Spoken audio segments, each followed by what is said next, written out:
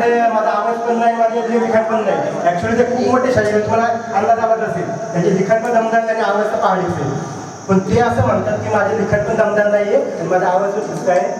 म्हणून मी काय म्हणायचं म्हणून. पण त्यांनी जे म्हटलं होतं की मला तळमळ होती म्हणून मी लिहायला लागलो, म्हणून मी गायला लागलो. तसंच मला पण एक तळमळ आहे म्हणून मी लिहितो, मी गातो आणि तुम्हाला सगळ्यांना त्याच्यामध्ये सहभागी करून घेतो. तर पहिले जे गाणे जे मगाशी त्यांनी प्रश्न विचारला होता की पहलगामचा, तर तुम्हाला मला थोडंसं एक मिनिट बोलतो होतो मी की पहलगामला आहे ना आतंकवाद्यांना हेच अपेक्षित होतं की हिंदू मुस्लिम दंगल झाली पाहिजे. आम्ही धर्माचं नाव घेऊन विचारतो काम मागतोय ना, हा मेसेज गेला पाहिजे आणि हिंदू मुस्लिम भांडण झाली पाहिजे. मग अशा वेळेस आपण आतंकवाद्यांना जे पाहिजे ते करायचं का आपण आपल्या एकात्मता टिकून ठेवायची? हा, पण नेमकं न्यूज चॅनलने उलटं केलं. न्यूज चॅनल काय केलं, ते हिंदू मुस्लिम आधी भांडणं कशी होती हेच दाखवलं. व्हॉट्सअपवरती जे मेसेज आले त्यात पण हेच दाखवलं. तर आपण याला सगळेजण आता तुम्ही आता काही जण 16-17 वर्षी दिसतंय मला, काही वर्ष तुम्ही प्रौढ होता, त्या देशाची जबाबदारी तुमच्या खांद्यावरती. त्यावेळेस तुम्हाला लक्षात ठेवलं पाहिजे की देशाची एकात्मता टिकवणं का गरजेचं आहे, आतंकवाद्यांचा हेतू काय आहे आणि तो आपल्याला हाणून पाडायचा असेल तर आपली ऍक्शन काय असली पाहिजे. अजून त्या दिदीने एका प्रश्न विचारला होता की हिंदू मुस्लिम लग्नामध्ये, तर मागच्या 9 तारखेला एक लग्न झालं, 9 सप्टेंबरला माझ्या मित्राचं मैत्रिणीचं लग्न झालं. त्यामध्ये मैत्रीण होती मुसलमान आणि मुलगा होता हिंदू.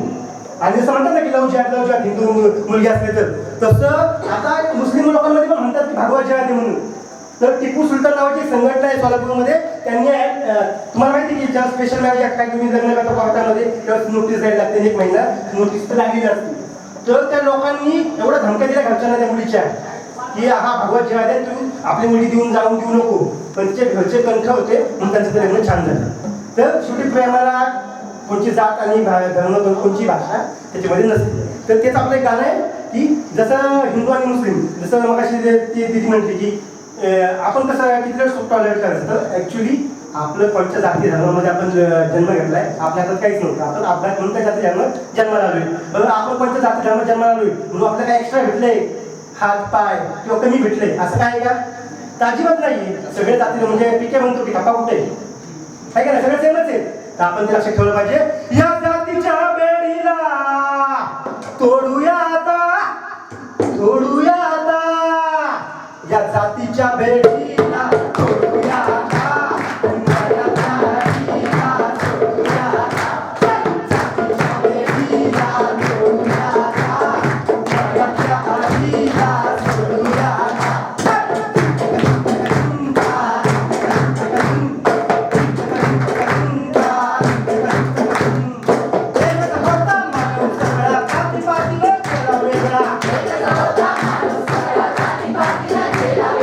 कोणी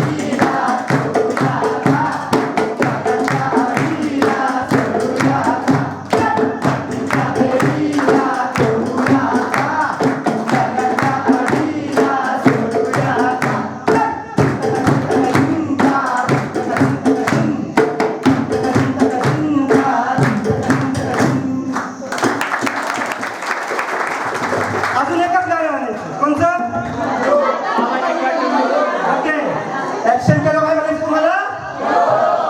ओके.